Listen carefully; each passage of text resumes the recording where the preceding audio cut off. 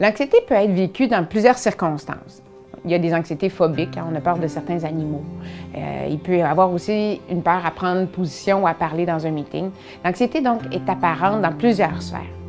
L'ennemi numéro 1 de l'anxiété, celui qui contribue à augmenter l'anxiété, c'est l'évitement. Évidemment, lorsque vous allez éviter, vous allez ressentir un grand soulagement qui va vous convaincre que vous avez bien fait de ne pas faire l'exercice de vous exposer parce que une fois que vous vous arrêtez, vous ne l'avez pas fait, vous sentez déjà un état de calme s'installer, un soulagement. Cela étant dit, ce que vous envoyez comme message à votre cerveau, c'est que vous avez bien fait et que la situation auquel vous vous exposez était effectivement très dangereuse. Mais un chien, ce n'est pas nécessairement dangereux. Votre patron n'est pas nécessairement dangereux. Alors, ce n'est pas rationnel, on parle d'une peur irrationnelle. Et donc, la clé du succès pour combattre l'anxiété, c'est l'exposition.